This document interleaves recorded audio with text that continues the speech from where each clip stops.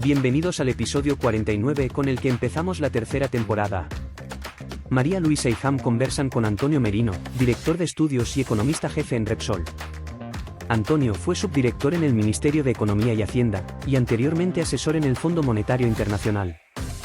Repasamos con él los principales desafíos que atraviesa hoy el sistema energético desde una perspectiva económica, industrial y geopolítica. María Luisa, Ham, todo vuestro.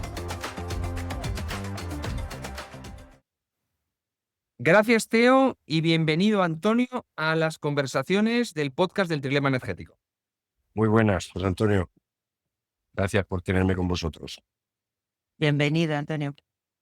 Pues empezamos con la misma pregunta que le hacemos a todos nuestros invitados, y es que compartas un dato que te llama la atención sobre el trilema energético.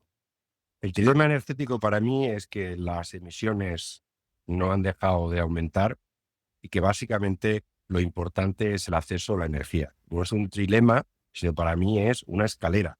Entonces, lo primero es acceso a la energía y affordability, y eso no está reñido con la seguridad energética. Sin seguridad energética no hay ese acceso.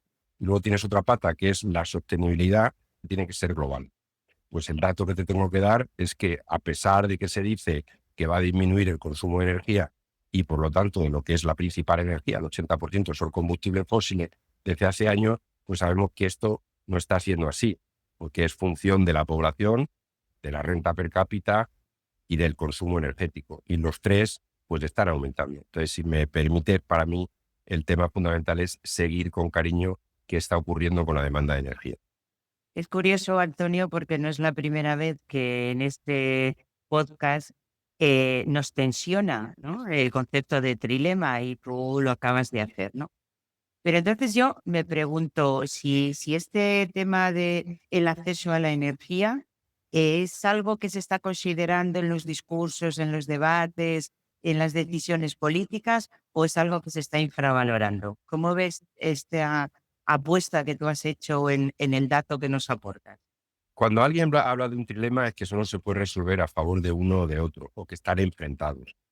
A partir, yo creo que de este año, cuando la Agencia Internacional de la Energía, por llamarlo como un benchmark del consenso sobre el trilema, pues dice que lo que está ocurriendo es que aumenta la demanda y que ese aumento de la demanda no permite, con lo que estamos haciendo, reducir, por ejemplo, las emisiones de CO2, pues lo que tenemos que replantearnos es que, oiga, ¿de qué estamos hablando? Entonces, ¿de qué estamos hablando? Es que el consumo de energía aumenta, que ahora lo que se plantea es que la siguiente evolución es más consumo de energía para la inteligencia artificial o para lo que estamos haciendo nosotros con los chips y con los métodos de comunicación que estamos utilizando, por ejemplo, este podcast, y que eso te lleva directamente a la seguridad. Y dice, oye, ¿está usted posponiendo la sostenibilidad?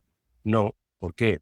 Porque en el fondo todo esto está ocurriendo a base también de meter cada vez más energía con bajo contenido en CO2. O dicho de otra manera, la evolución de la eficiencia energética continúa igual que ha continuado desde in illo tempore, y solamente lo que estamos viendo es que ahora mismo no hay un salto que te permita avanzar en eso por temas políticos. Por ejemplo, pues puedes hablar de energía nuclear.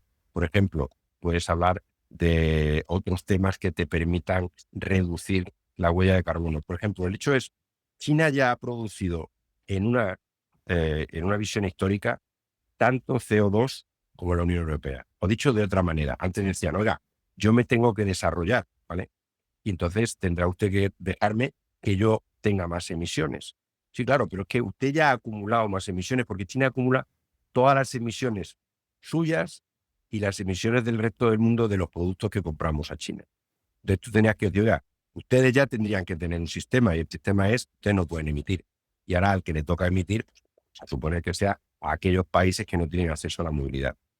Por lo tanto, cuando uno lo mira, dice, ¿cuál es el trilema ahora mismo? Y el trilema es, todo el mundo piensa que la energía es una cuestión clave en la economía y además en la geopolítica, el acceso a la energía, y probablemente, como yo digo, pues se ha movido en la escalera el tema de la seguridad energética y el tema de los precios. ¿Quiere decir eso que se quite la sostenibilidad? No, si uno mira la eficiencia y la introducción de otros sigue aumentando, como en el pasado, un poco más. pero tienes que ver política por política. ¿Ha cambiado como tú dices? Sí, ha cambiado. No tiene nada que ver las declaraciones de los organismos internacionales desde que está Trump y anteriormente todos los países africanos, sobre todo los africanos que tienen recursos, estaban en contra de que no se les dejara tener financiación para desarrollar sus, entre comillas, medios de movilidad, medios de aire acondicionado que estaban muy ligados a que no eran sostenibles en el sentido de que generaban CO2. Como ves, una respuesta corta. Antonio, ¿y hasta qué punto el ritmo actual de la transición energética es compatible con la estabilidad macroeconómica, especialmente en economías industriales como puede ser en España o en Alemania?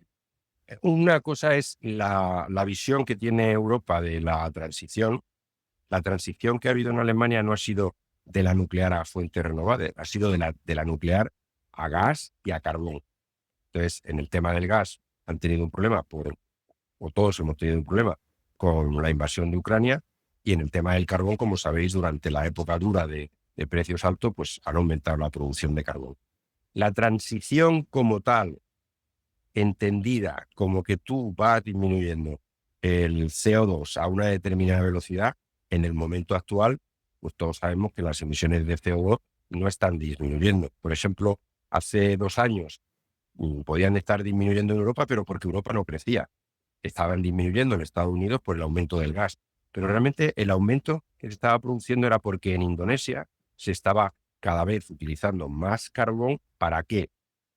Para refinar el níquel que se necesita para la batería y el níquel que se necesita para muchísimos de los procesos de transición.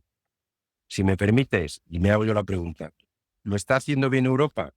Tú no puedes hacer una solución, como tú has señalado, en la cual tú pienses que en la escalera lo que pones es algo que es yo voy a reducir mi huella de carbono, cuando eso no es lo que cuenta es la huella de carbono en el mundo. Entonces, la reducción de la huella de carbono en Europa, sea la que sea, se está haciendo a costa de la competitividad y sobre todo a costa del crecimiento económico en la Unión Europea.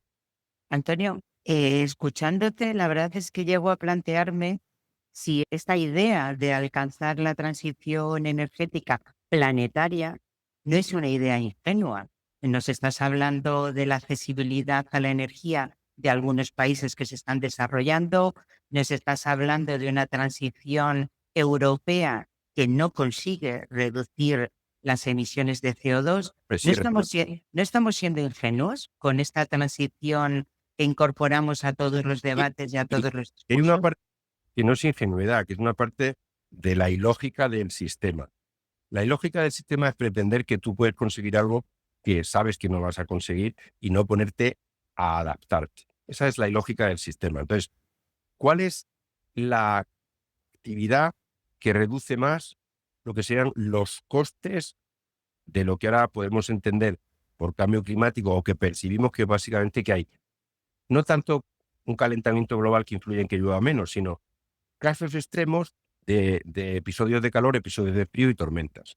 Bien, si tú estudias, realmente lo que más reduce el coste de lo que está pasando es los aparatos de aire acondicionado. Entonces, claro, cuando uno se pregunta, oiga, ¿tú puedes parar esto?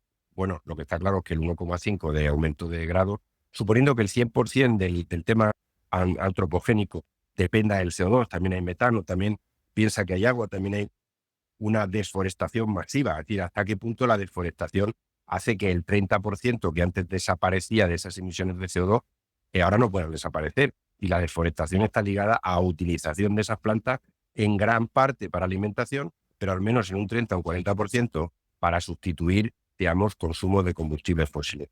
Entonces, hay que decir, oiga, mitigar es básicamente reducir las emisiones.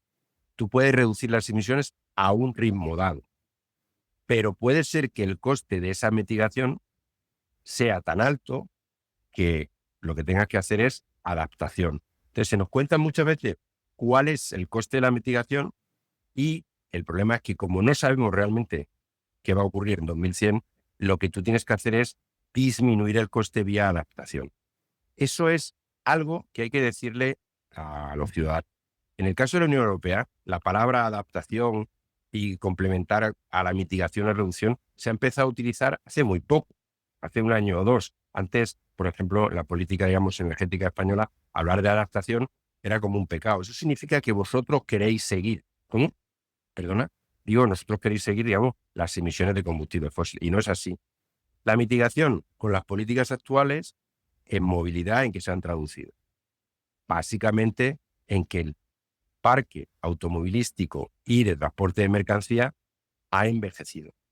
Eso significa que nosotros podemos estar generando muchísimo más CO2 hoy del que podíamos haber generado sencillamente con introducción de vehículos más eficientes. Mucho más que si hubiéramos doblado la flota actual de vehículos eléctricos. Por lo tanto, las políticas de mitigación muchas veces, como son costosas, no funcionan, porque alguien lo tiene que pagar.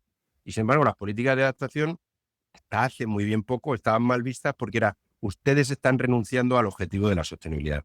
Y no es así, no se está renunciando. Se está adaptando porque para lograr la sostenibilidad no se puede hacer en el periodo que hemos dicho sin poner, pues eso, contra la pared a muchísimas personas que lo que quieren es tener un determinado nivel de vida. Si a eso le unimos que no sabemos lo que viene y hemos visto que lo que viene pues es la inteligencia artificial que exige todavía mucho más energía. Y esa energía, como dicen algunos, no es energía, es un tipo de energía. Entonces, el tipo de energía es que el servicio de esa energía tiene que ser constante, 24 horas, y ahí entra en conflicto con otras. Pero para mí, la palabra clave es adaptación y valoración de cuáles son realmente los costes que te lleva. Si la política de mitigación te lleva a reducir menos porque la gente no quiere pagar por ello, pues entonces tiene que pensar en las políticas de adaptación. Y muchas de las políticas de adaptación son, primero, más baratas, más, entre comillas, posibilistas y que van a ser adaptados más rápidamente, y esas políticas de adaptación no aumentan las emisiones, están reduciéndolas, pero ponen de manifiesto que si hago lo que yo son políticas de mitigación, no las estoy reduciendo, pues al menos con la adaptación a través de métodos cada vez más eficientes y dando tiempo al proceso tecnológico, sí que está ayudando a la sostenibilidad. Oye, Antonio, me encanta este debate, porque la palabra que me sale no es ingenuidad, como decía María Luisa, sino me pregunto si estamos siendo honestos con la ciudadanía en el papel que van a seguir teniendo los combustibles fósiles en las próximas décadas, o por el contrario, estamos construyendo una narrativa que está desconectada de esta realidad económica y tecnológica. No lo sé, cuando hablamos de narrativa, la narrativa que hay en Estados Unidos con el presidente actual es la que es. En el caso de China, la narrativa es yo todo lo que sea energía, necesito generar más energía, y a pesar de que voy generando cada vez más energía, digamos, renovables o con nucleares, sigo consumiendo cada vez más carbón. ¿Por qué? Porque es la energía que tengo más barata. Entonces, la transición que nosotros hemos diseñado no funciona porque, por ejemplo, ¿cuánto se necesita de emisiones de CO2 para tener pues un imán de los que se utilizan en un parque eólico en el mar que tiene, por decirlo así, vamos a suponer que tiene 4 megas o 8 megas, ¿vale? ¿De cuánto necesita? Bueno, te necesita de imanes, digamos, de alta capacidad, en el sentido que tengan muy buenos imanes, necesita tierra rara. Te mete en la tierra rara y necesita 200 kilos. Bueno, pues esos 200 kilos exigen hoy en día procesos químicos y procesos de utilización intensiva del carbón que te llevan a emitir entre 60 y 80 toneladas, ¿vale? Hay gente que dice la transición de combustibles fósiles a una transición de minerales, ¿no? Yo creo que no va a ocurrir nunca, pero sí que se utilizan intensivas minerales en la transición. Si me preguntas, por ejemplo, dice, ¿es viable que a ti te digan que se puede hacer una transición para que se utilicen los motores eléctricos de tal manera, en todo, que para 2040 hay una reducción de emisiones? No hay cobre. Todos los motores requieren cobre. La ley del cobre lo que te dice es que cada vez las minas que aparecen, y se sabe, ¿no? Son cada vez más pequeñas, el cobre es de menos calidad y se encuentran a más profundidad. Al final, ¿qué es lo que tienes? Que tienes que consumir cada vez más energía para generar los materiales que necesitas para reducir la huella de CO2. Entonces, ahora mismo, la adaptación y la eficiencia energética tiene que ser, primero, el elemento clave. Y segundo, no se le puede decir yo no creo que en Europa te lo digan, pero la situación de decir, oiga, esto es no mitigar, es prohibir. Eso es lo que se ha visto en estos 2 últimos años, que hasta la Unión Europea pues ha entendido que no se puede prohibir por prohibir, porque el resultado es que ni avanzas en la adaptación ni avanzas en la mitigación. Hay un hecho, Antonio, que hemos aprendido a lo largo de estos años, y es que más allá de los planes de transición energética, los movimientos geopolíticos impactan en esos planes. Nos hablabas de la llegada de Trump, nos hablabas de la invasión de Ucrania. ¿Piensas que que estamos asistiendo a una nueva era del petróleo y del carbón por cubrir las necesidades de desarrollo de países fuera de Europa? Es que ese es el error. No es una nueva era, es la era en la que estamos. Es decir, el problema es que cuando tú miras la evolución de los últimos 10 años, no ha cambiado nada. Nosotros hemos ido introduciendo motores eléctricos que equivalen a una reducción, imagínate, X de las emisiones, pero que esa reducción, es decir, la eficiencia o la diferencia entre crecimiento económico, consumo de energía y emisiones, se ha acelerado en algunas partes del mundo, pero en otras no se ha acelerado. Y además no se ha acelerado a base de sustituir combustibles fósiles. Los combustibles fósiles en la matriz siguen siendo el 80%. Es sencillamente que Estados Unidos ha reducido su huella de carbón porque ha pasado de consumir carbón masivamente a consumir gas. Pero los chinos siguen consumiendo carbón masivamente y ahora tienen carbón ruso. Entonces, esa huella de carbono es que no ha ido cambiando. Lo que ahora hemos dicho y hemos puesto, digamos, en el consenso, oiga, ni siquiera en Europa se está reduciendo el consumo por movilidad. ¿Qué ocurre? Que un tema en el trilema es de qué estamos hablando, ¿no? Entonces aquí hay un tema de prohibiciones que it doesn't make any sense, pero que Europa desde el año 19 ha aumentado su precio interno del CO2, ha hecho una pérdida de competitividad brutal, hoy sabemos lo que está pasando en la industria química y del automóvil, y no ha conseguido absolutamente, a lo mejor ha reducido las emisiones, ¿vale? Pero una parte de esa reducción de las emisiones es por menos crecimiento. Y dos, en lo que nosotros estamos ahora, como te he dicho, las prohibiciones en la Unión Europea no han mejorado nada. O sea, no han mejorado nada en el sentido de que si tú no dejas abierto qué es lo que se puede hacer, pues te puedes encontrar con que la flota de camiones españoles, pues el 80% de los camiones españoles de alto tonelaje tiene más de 16 años. Y el consumo de diésel de esos vehículos, si fueran nuevos, imagínate. ¿Qué ha ocurrido? Bueno, pues que no había una prohibición y el señor que tiene un camión de alto tonelaje dice, ¿y cómo lo voy a hacer? ¿Me van a poner un ETS y entonces tengo que pagar por el diésel que tengo? Pues voy a esperar. Yo no puedo tener un camión eléctrico, puedo hacerlo del LNG, no tengo para el LNG. Al final, ¿qué es lo que ha ocurrido? Una prohibición de decir no se puede fabricar, o mejor dicho, no se pueden vender, pues lo que te ha llevado es a permitir que las emisiones estén donde están. Y segundo, pensar que esto es muy importante. Los vehículos antiguos son responsables desproporcionadamente de la mayor parte de los accidentes mortales. Antonio, antes de cerrar, me gustaría hacerte una última pregunta. Tú eres un experto en el análisis también de China. ¿Cuál ves que es el rol de China en la energía mundial en los próximos años?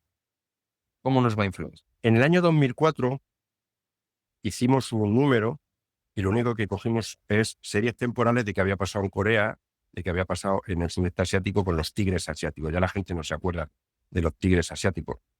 Pero es que claro, los tigretones estos llevaban un consumo de energía que cuando tú lo aplicabas a China, que acababa de entrar en la Organización Mundial de Comercio, estaba creciendo, te llevaba a que China consumiera 15 millones de barriles diarios en el año 2025-2030. Yo lo conté en una presentación en el año 2005, estaba Total, estaba el presidente actual de Total, que entonces era subdirector como yo, le ha ido mucho mejor. Bueno, la verdad es que es más listo. Pero a lo que íbamos, nadie comprendía eso. Entonces, China es la fábrica del mundo, lo hace con carbón, lo hace con gas. Pero toda la movilidad de China se ha hecho con petróleo y con diésel.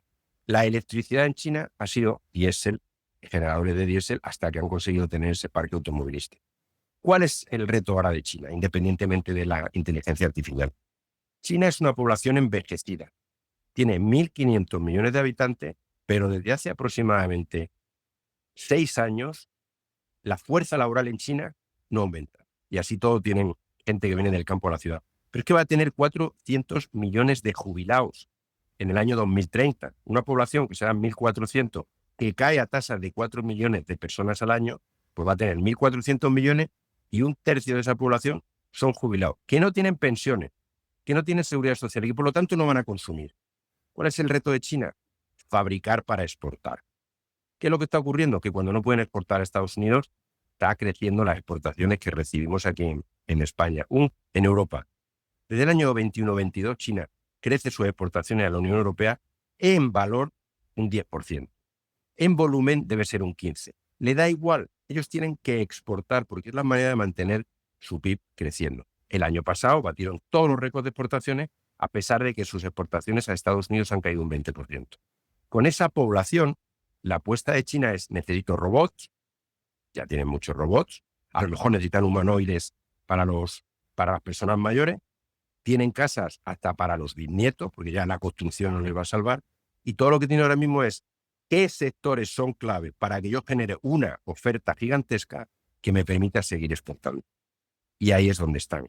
Tienes solar y polisilicio, tienes los automóviles, tienes todo lo que tenga que ver con la industria de renovable, y mañana, si tuvieran una tecnología nuclear, pues estarían haciendo nucleares en el resto del mundo. Porque el reto ahora mismo de ellos es que tienen un proceso de envejecimiento, que la gente no está gastándose ese dinero porque tiene miedo a su futuro, y la única manera de generar dinámicas en China es la exportación. Y ahí es donde nosotros tenemos un problema, porque si tú sigues subiendo precios y pensando que con el CO2 te puedes aislar con estas determinadas políticas, te estás equivocando, porque ellos te van a seguir bajando los precios. La dinámica de China es una dinámica hacia adelante en innovación, en consumo energético. Y eso está muy unido al problema, que no consiguen crecer a base de que sus ciudadanos se gasten más, porque están muy, muy concienciados del problema que hay de paro juvenil y de envejecimiento. Antonio, es un lujo conversar contigo y hemos abierto muchas ventanas que complementan este trilema, y te vamos a dar la oportunidad que le damos a todos nuestros entrevistados. Imagínate que tienes la lámpara de Aladino delante y pudieras pedirle un deseo para desbloquear, bueno, no voy a decir el trilema, no sé si el trilema, el cuatrilema o tu test. ¿Qué le pedirías? Es una pregunta muy, muy difícil, pero si me permites, a mí me obsesiona que en Europa tengamos una rigidez mental y legislativa en un camino que hemos ido y que no somos capaces de torcer. Nosotros necesitamos adaptarnos y no necesitamos prohibiciones. Y pensar que subiendo los precios para protegernos de todo no dejamos de ser competitivos es un error. Entonces, voy más allá de lo que dice el informe Draghi. Es decir, la Unión Europea tiene que ser consciente de que hay que cambiar el rumbo de lo que estamos haciendo, porque no nos conduce a nada bueno. Pues difícil tarea tiene Aladino para hacer realidad tu sueño, que es importante para Europa. Muchas gracias, Antonio, por haber estado con nosotros este rato. Muchas gracias, Andrea. A vosotros y encantado. Esperamos que os haya gustado. En el próximo episodio conversamos con Raúl Suárez, consejero delegado de Naturginecia. Asegúrate que nos sigues en LinkedIn y suscríbete gratis al podcast en Spotify o en la plataforma de tu elección, Amazon, YouTube, iVoox o Apple, para no perdértela.